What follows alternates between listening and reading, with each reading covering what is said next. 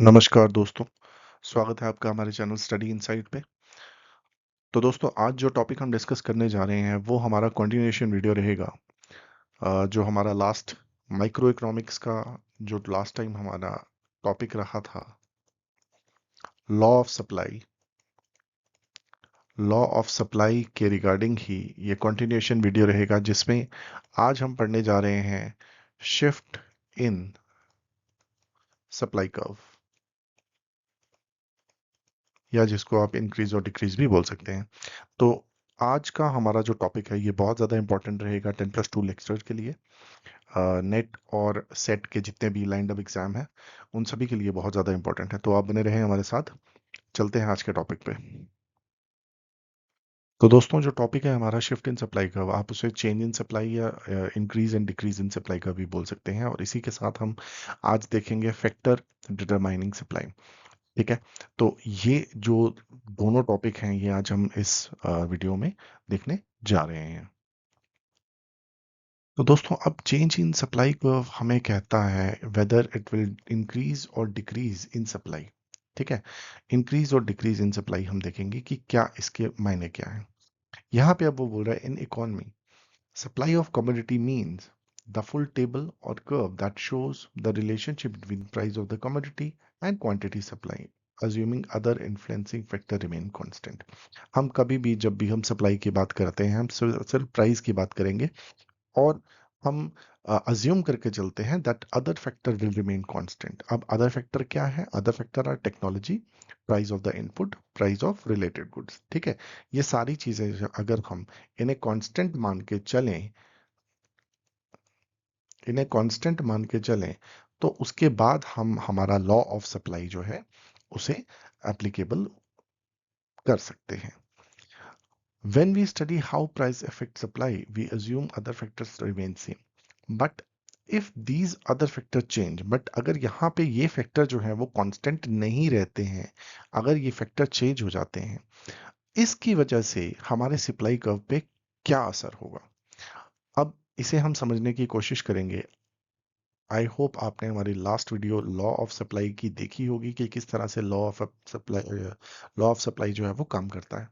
तो एक तो आ गया हमारा movement along the supply curve, और दूसरा है हमारा shift in the supply curve. ठीक है, दोनों चीजें अलग हैं। सबसे पहले हम मूवमेंट अलोंग द कर्व देखेंगे। हमारा लॉ ऑफ सप्लाई कहता है as the prices will increase, producer will try to increase the production. ठीक है, सपोज यहाँ पे 10 रुपए की कोई कमोडिटी है और यहाँ पे सप्लाई हो रही है हमारी 20 यूनिट्स। अब जैसे ही हमारा प्राइस बढ़ेगा वैसे ही जो हमारी सप्लाई है उस कमोडिटी की बढ़ जाएगी। सपोज यहाँ पे प्राइस जो है वो हमारा बढ़ गया 20 रुपये हो गया, और यहाँ पे जो क्वांटिटी सप्लाई है दैट विल बिकम 40। ठीक है, क्यों? क्योंकि एज अ प्रोड्यूसर आप क्या कोशिश करोगे? ज्यादा से ज्यादा प्रॉफिट करवाने की। अब आप यहाँ पे देख सकते हो the movement is only along that same curve. जो मूवमेंट जो हो रही है वो उसी सेम कर्व पे हो रही है, राइट। बट यहाँ पे हम बात कर रहे हैं कि अगर हम प्राइस को छोड़ दें, अगर हम प्राइस की बात ना करें, हम बात करेंगे इन कांस्टेंट लिए गए हमारे जितने भी अजम्पशंस हैं जो हमने कांस्टेंट ली हैं, अगर हम ये अज्यूम करें कि ये कांस्टेंट नहीं रहती हैं, राइट, उस वजह से हमारे जो सप्लाई कर्व है उस पे क्या असर होगा? तो उस वजह से या तो हमारा सप्लाई कर्व राइटवर्ड शिफ्ट होगा, या तो हमारा सप्लाई कर्व लेफ्टवर्ड शिफ्ट होगा। अब ये जो सप्लाई कर्व राइट में कब शिफ्ट होगा, लेफ्ट में कब शिफ्ट होगा, ये हम देखेंगे हमारी अगली स्लाइड में। तो दोस्तों अब हम यहां से आगे देखेंगे इंक्रीज इन सप्लाई, जिसे आप rightward shift of the supply curve भी बोल सकते हैं।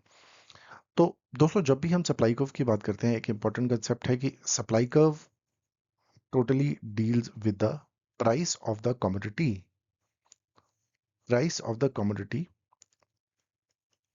If the price of the commodity will increase, the quantity supplied will also be increased। ठीक है, अगर प्राइस जो है वो बढ़ेगा तो क्वांटिटी सप्लाइड जो है वो भी बढ़ जाएगी। Only motive is to earn profit. ठीक है, as a producer.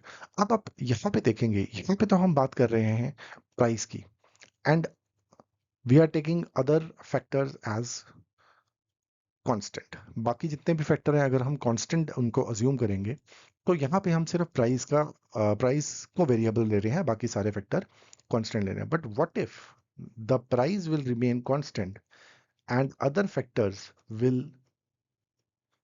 B variable? ठीक है, अब अदर फैक्टर में हम क्या क्या ले सकते हैं? इसमें हम टेक्नोलॉजी ले सकते हैं, कॉस्ट ऑफ रॉ मटेरियल ले सकते हैं, इसके बाद कॉस्ट ऑफ अदर प्रोडक्ट ले सकते हैं। ठीक है, ये सारी जो चीजें हैं अगर ये वेरिएबल रहेंगी तो इसकी वजह से क्या होगा?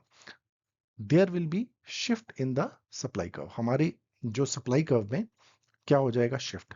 either it will go rightwards or it will go leftwards. that will totally depend कि प्राइस बढ़ा है कि कम हुआ है। ठीक है, अब यहां पे हम देखेंगे इसमें कि राइट वर्ड शिफ्ट जो है वो किस तरह से होगा, क्यों होगा और क्या वजह उनके रहेंगी। तो दोस्तों यहां पे आप देख सकते हैं, अगर आप वाया डेफिनेशन जाएंगे, इफ द इनपुट प्राइस जैसे कि wages, raw material, if they will fall, तो इसकी वजह से क्या होगा? Cost of the production will go down. अगर आपको रॉ मटेरियल सस्ता पड़ रहा है, ठीक है, आपको वेजेस कम देने पड़ रहे हैं, तो ऑब्वियसली जो आपका पर यूनिट कॉस्ट है that will also go down. ठीक है, अब लोअर प्रोडक्शन कॉस्ट, ठीक है, लोअर जो पर यूनिट कॉस्ट की वजह से क्या होगा? जो प्रोड्यूसर है he will be encouraged to produce more and more unit of that commodity, है ना? अगर उसको कम पैसे में कोई एक कम्युनिटी जो है वो बना पा रहा है तो उसकी वजह से क्या होगा? उसके पास कैपिटल और जो अदर रिसोर्सेज है that will be in surplus, और जिसकी वजह से वो और ज्यादा एनकरेज होगा to make more and more of that community. ठीक है, तो इसकी वजह से क्या होगा? This will increase in the supply and it will cause rightward shift in the supply curve. ठीक है, ये अभी हम आगे आने वाले स्लाइड में हम देखेंगे किस तरह से जो हमारा सप्लाई कर्व है it will be moving toward right words. ठीक है, राइट वर्ड किस तरह से ये शिफ्ट होगा। Similarly if technology improve, productivity increase, cost per unit reduce and supply increase. ठीक है, वैसे ही अगर हमारे वेजेस और रॉ मटेरियल की हम बात कर रहे हैं, सिमिलरली अगर हमारा टेक्नोलॉजी जो है वो इंप्रूव हो जाती है, उस केस में भी क्या हो जाएगा? जो हमारा कॉस्ट पर यूनिट है दैट विल आल्सो रिड्यूस, और इसकी वजह से क्या होगा? There will be shift in the to the right of the supply curve. ठीक है, अब देखते हैं हम किस तरह से जो सप्लाई कर्व है उसके ऊपर इफेक्ट होगा और किस तरह से वो राइटवर्ड शिफ्ट होगी। तो दोस्तों यहाँ पे आप देख सकते हैं किस तरह से हमारा एक यहाँ पे हमें सप्लाई कर्व जो है वो दिया गया है, that is S S. Y axis पे हमें दिया गया है प्राइस और एक्स एक्सिस पे हमें दिया गया है क्वांटिटी। ठीक है, आई होप आपको ये यहाँ तक ये ग्राफ समझ में आया होगा। अब यहाँ पे आप देख सकते हैं कि सबसे पहले हमें यहाँ पे दिया गया है P1, प्राइस P1 दिया गया है। और इस प्राइस पे अगर बात करेंगे तो यहाँ पे सबसे पहले जो हमारा प्रोड्यूसर है वो सप्लाई कर रहा है P1 प्राइस पे quantity Q1।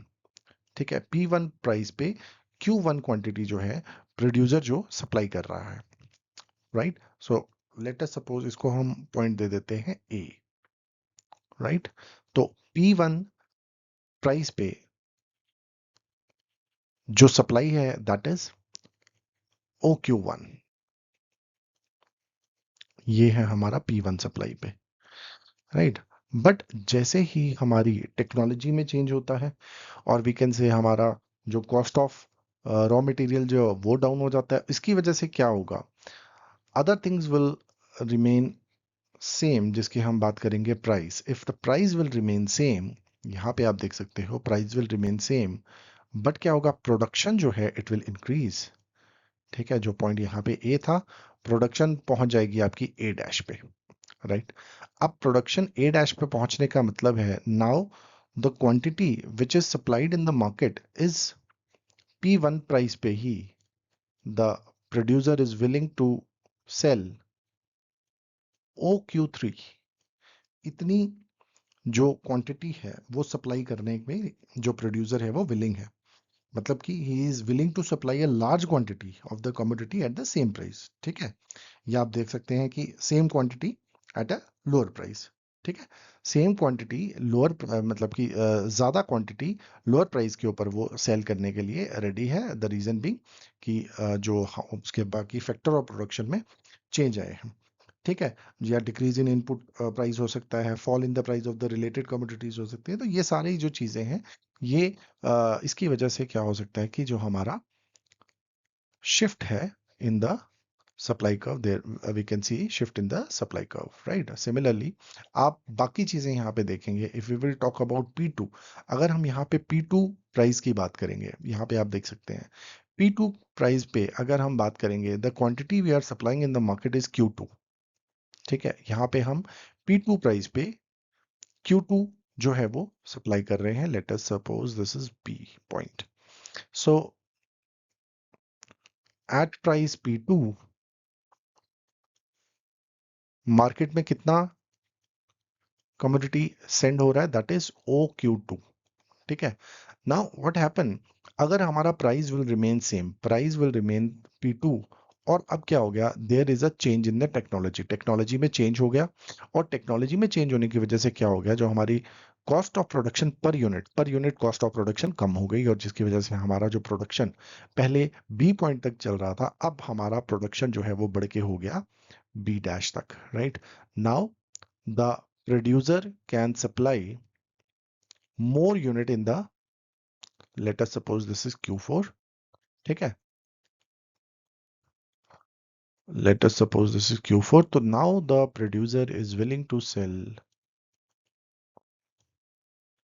OQ4 commodity in the market।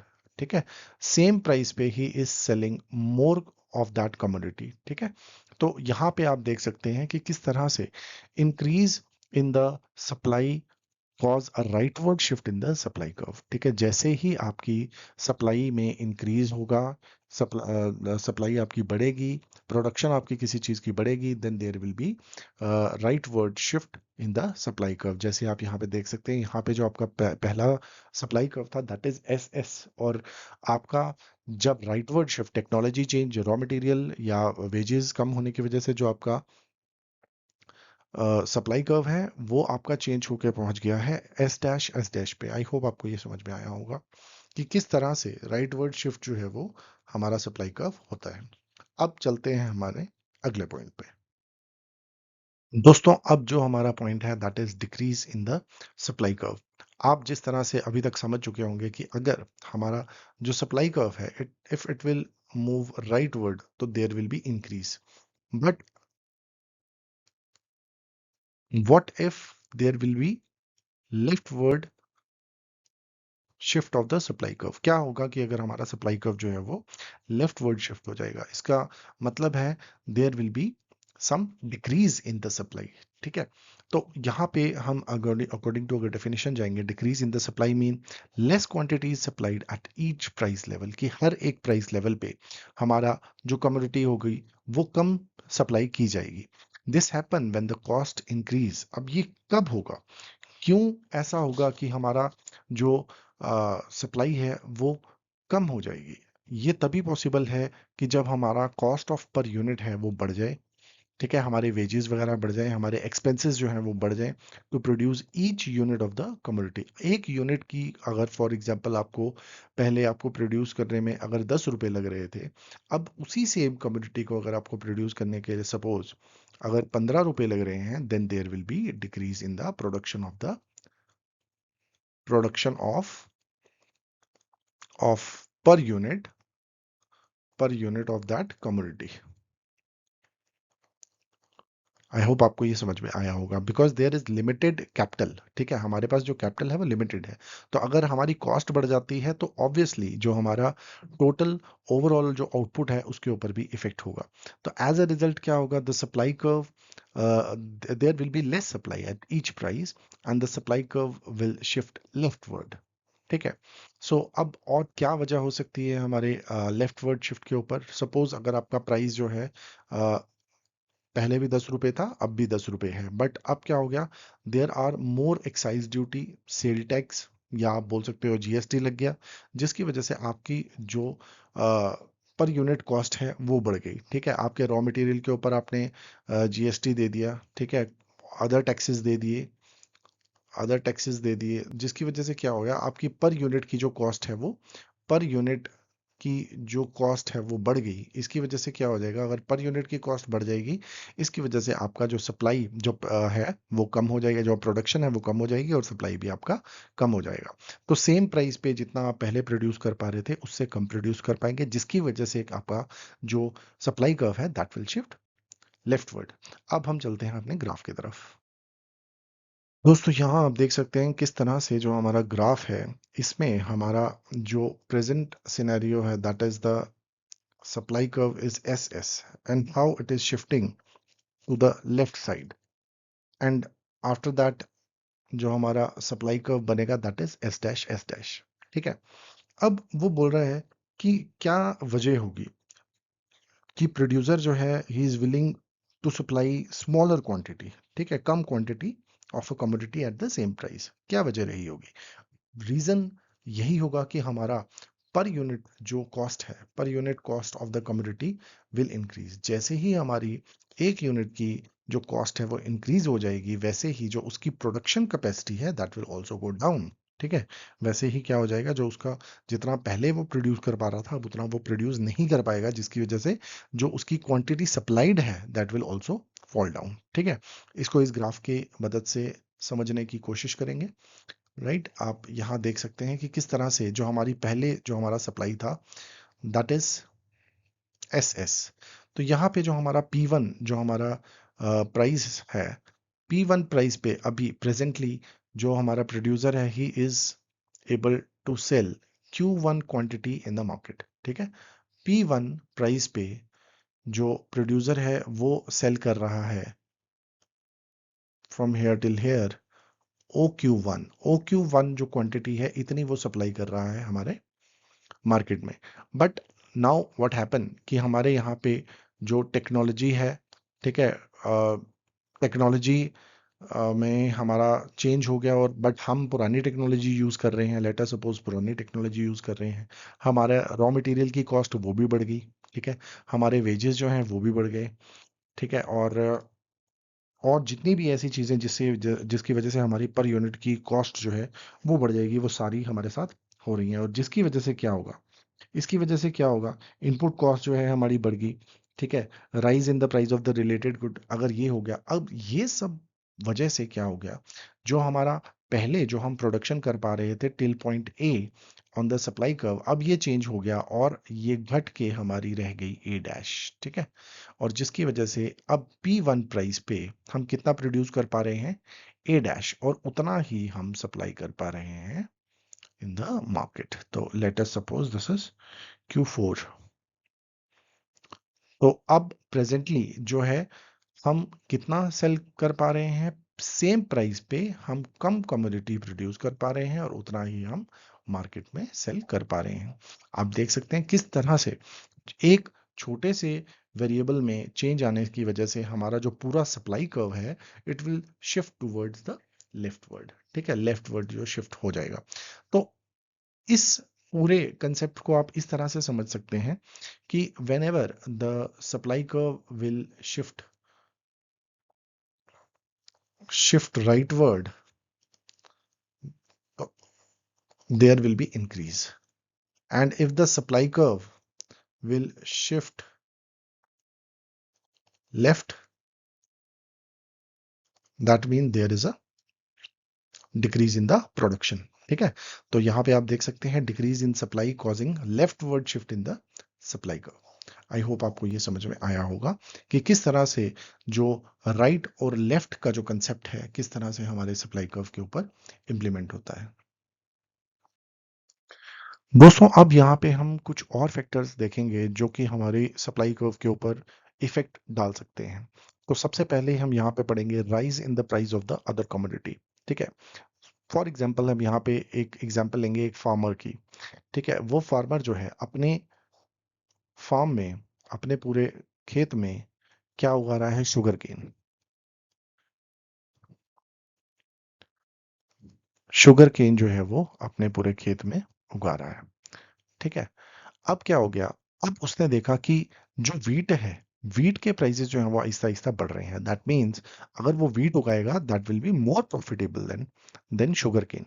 और शुगर केन की जो क्रॉप है वो कोई बहुत ज्यादा प्राइस के ऊपर नहीं बेची जा रही, या उसकी हम बोल सकते हैं कि उसके जो प्राइसेस हैं वो घट गए। ठीक है।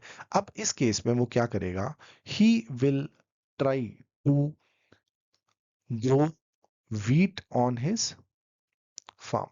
अब वो क्या करेगा, ज्यादा से ज्यादा कोशिश करेगा कि अपने वो जो फार्म पे क्या उगाए, वीट उगाए, और शुगर केन की जो सप्लाई है या उसकी जो खेती है वो कम से कम करे। अब इसकी वजह से क्या होगा, शुगर केन की सप्लाई जो है वो भी घट जाएगी।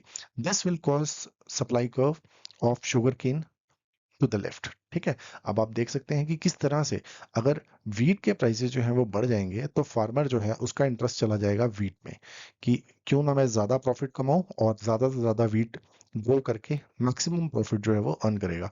और जिसकी वजह से जो शुगर केन है वो कम से कम अपने फार्म के ऊपर उसको ग्रो करेगा। अब कम शुगर केन की प्रोडक्शन की वजह से क्या होगा, there will be less production of sugar cane and the quantity supplied in the market वो भी क्या हो जाएगी, गिर जाएगी। जिसकी वजह से हमारा जो सप्लाई कर्व है दैट विल शिफ्ट लेफ्टवर्ड। हमारा जो सप्लाई कर्व है वो कहाँ चला जाएगा, लेफ्टवर्ड चला जाएगा। आई होप आपको ये समझ में आया होगा। अब जो हमारा अगला पॉइंट है that is effect of monsoon on rainfall on agriculture. आज यू ऑल नो कि हमारे मैक्सिमम जितने भी फार्मर, इंडियन फार्मर हैं, they are majorly depend on monsoon rain. ठीक है। मॉनसून रेन के ऊपर बहुत ही ज़्यादा डिपेंडेंसी है हमारे सारे एग्रीकल्चरल्स के, फार्मर्स की। If the rainfall is good on time, crop will grow well and supply increase. अगर कि हमारा मॉनसून बहुत ज़्यादा अच्छा होता है तो उस केस में उस साल हमारा जो सप्लाई है it will shift toward right. ठीक है। सप्लाई का आपका राइट वर्ड हो जाएगा। क्यों? क्योंकि आपकी जो ग्रोथ है, जो आपकी जो पैदावार है वो बहुत ज़्यादा हुई, और जिसकी वजह से ज़्यादा सप्लाई जो है आपके मार्केट में हुई। But on the same time अगर आपका मॉनसून जो है वो अच्छा नहीं होगा तो आपका जो सप्लाई कर्व है इट विल शिफ्ट लेफ्टवर्ड। उस केस में आपका जो सप्लाई कर्व है वो लेफ्टवर्ड शिफ्ट हो जाएगा, और because there is less production of the same. ठीक है। Less production of the crop, और जिसकी वजह से quantity supplied in the market भी कम हो जाएगी। ठीक है। आई होप आपको ये दोनों जो इंपॉर्टेंट फैक्टर हैं इनके बारे में भी समझ में आया होगा, किस तरह से ये जो है हमारे ग्रोथ, हमारे सप्लाई कर्व पे बहुत ज़्यादा इफेक्ट डालते हैं। तो दोस्तों हम ये कह सकते हैं कि जो भी हमारे फैक्टर हैं, factor will determine the supply curve. Right. कि अब क्लियर है कि अगर सप्लाई कर्व जो है वो किसके ऊपर टोटली डिपेंड होगा, it will be totally depend on the factor of production, या जो भी प्राइस है। अगर प्राइस की बात होगी then it will the producer will move along the supply curve, whereas अगर हमारे फैक्टर ऑफ प्रोडक्शन जो है वो चेंज होते हैं तो हमारे सप्लाई कर्व में बिल्कुल शिफ्ट हो जाएगा। तो यहाँ पे आप ये इंपॉर्टेंट एक डेफिनेशन पढ़ सकते हैं, that it should be remembered that in economic theory, whereas the effect of the change in price of the product on quantity supplied is depicted and explained by the movement along a given supply schedule or curve, the effect of other factor is represented by the shift in the entire supply schedule. कि जहां पे अगर हम price की बात कर रहे हैं, ठीक है, अगर हम यहाँ पे प्राइस की बात कर रहे हैं, price of the product on the quantity, then there will be depicted movement along the supply curve. ठीक है। तब जो मूवमेंट होगी सप्लाई कर्व के ऊपर ही होगी। ठीक है। This is known as movement along the supply curve. कि यहाँ पे आप देख सकते हैं किस तरह से सप्लाई कर्व के ऊपर ही हमारी जो है मूवमेंट हो रही है। ठीक है। अगर प्राइस बढ़ रहा है यहाँ पे तो क्वांटिटी भी जो है वो बढ़ रही है। ठीक है। तो यहाँ पे आप देख सकते हैं कि सप्लाई कर्व जो है it is same, but shift in the supply curve कब होगा, कि जब हमारा टोटल यहाँ पे जो एस एस सप्लाई कर्व है, बिल्कुल एक नया सप्लाई कर्व जब आपका बन रहा है तो इसे हम कहेंगे shift in the supply curve. और ये कब पॉसिबल है, व्हेन द अदर फैक्टर्स, ठीक है, जो बाकी के फैक्टर हैं जो आपने पढ़े, या अभी हम आगे देखेंगे और कौन कौन से ऐसे फैक्टर हैं कि जो कि हमारा प्राइस डिटरमिन करेंगे, जब उसके ऊपर उसकी वजह से कोई इफेक्ट होगा then there will be total shift in the supply curve. अब हम देखते हैं हमारे अदर फैक्टर्स। तो दोस्तों सबसे पहले यहाँ पे है प्रोडक्शन ऑफ प्रोडक्शन टेक्नोलॉजी। ठीक है, जैसे कि हमारी बेटर टेक्नोलॉजी होगी तो वैसे ही हमारा जो कॉस्ट ऑफ प्रोडक्शन है इट विल रिड्यूस। तो as a result firm can produce and supply more of the at the same price. ठीक है, अब अगर आपकी कोई भी टेक्नोलॉजी है, अगर वो आपकी बढ़ जाती है, आपकी टेक्नोलॉजी एनहांस हो जाती है, उसकी वजह से जो आपकी कॉस्ट ऑफ प्रोडक्शन है वो भी कम हो जाएगी और आपकी जो प्रोडक्शन है, cost of production, it will go down. ठीक है, this cause supply to increase. जैसे ही सप्लाई कर्व आपकी सप्लाई इंक्रीज होगी then the supply curve will be shifted towards right, और आपकी क्वांटिटी डिमांड जो है वो भी आपकी बढ़ जाएगी और आपका पूरा जो सप्लाई कर्व है it will shift toward right. दूसरा आपका पॉइंट है प्राइस ऑफ द इनपुट और फैक्टर्स, अदर फैक्टर्स आप बोल सकते हैं। If the cost of the input जैसे लेबर, रॉ मटेरियल, फ्यूल, अगर इनके प्राइसेस जो है वो बढ़ जाएंगे, ठीक है, अगर प्राइसेस बढ़ जाएंगे तो there will be the cost to produce each unit will increase. ठीक है, आप हमेशा याद रखें कि जब भी हम कॉस्ट ऑफ प्रोडक्शन की बात कर रहे हैं, जो प्रोड्यूसर है, प्रोड्यूसर के पास there will be limited capital. ठीक है, लिमिटेड रिसोर्सेज हैं। We all know that whenever we talk in economics, तो there is scarce of factors. ठीक है, जितने भी, and we have to maximise the all the utility, all the factors which we are using in production. ठीक है, what we have to do the maximum utility whatever factor of production we are having। तो इस वजह से क्या होगा कि अगर हमारे कॉस्ट ऑफ प्रोडक्शन जो है, कॉस्ट ऑफ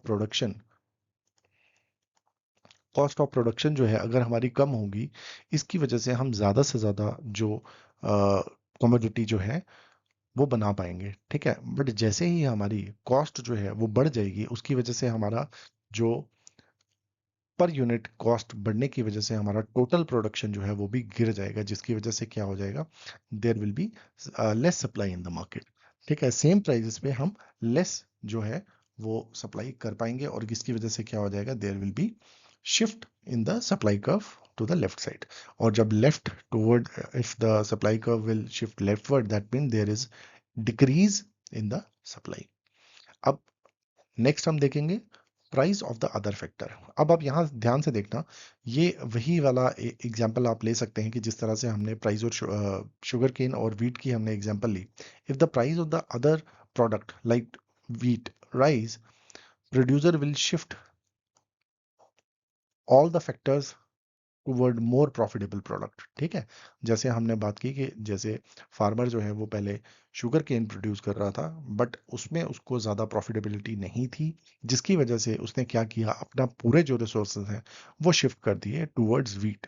अब यहाँ पे वीट में तो उसको प्रॉफिट मिलने लगा, but on the same time जो हमारी शुगर केन की प्रोडक्शन है वो क्या हो गई, कम हो गई, और लेस प्रोडक्शन की वजह से क्या हो गया, there will be leftward shift in the supply curve. ठीक है, and there will be leftward shift मतलब कि decrease in the supply of the commodity। Next आप देखेंगे objective of the firm. A firm goal affect how much it supply. ठीक है, कोई भी एक फर्म है, उसका जो गोल है वो हमेशा it will affect that how much a firm is going to produce. If it want to increase sales or grow, it may produce and supply more। अगर एक फर्म का ऑब्जेक्टिव है कि वो ज्यादा से ज्यादा सेल्स करे, ठीक है, ज्यादा से ज्यादा सप्लाई करे, अगर बेयर मिनिमम प्रॉफिट पे भी वो सप्लाई ज्यादा से ज्यादा करना चाहते हैं, ठीक है, मतलब कि their ultimate goal is to increase their sale. ठीक है, then they will produce more and more, but on the other side this can lead higher supply than if only focused on profit। ठीक है, अब यहाँ पे on the other hand अगर हम बात करेंगे कि अगर वो प्रॉफिट मोटिव कमाना चाहते हैं तो उस केस में क्या होगा, then there will be some discrepancy in the production of the community. Right, I hope आपको ये समझ में आया होगा।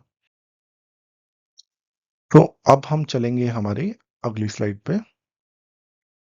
यहाँ पे हमारा जो नेक्स्ट पॉइंट है that is number of producer. ठीक है, नंबर ऑफ प्रोड्यूसर क्या है, नंबर ऑफ प्रोड्यूसर क्या है, if more firm start producing a product, it's supply increase. ठीक है, अगर ज्यादा से ज्यादा हमारे जो फर्म्स हैं वो सेम प्रोडक्ट जो है वो सप्लाई करना शुरू कर देंगे तो उनकी जो सप्लाई है वो इंक्रीज हो जाएगी।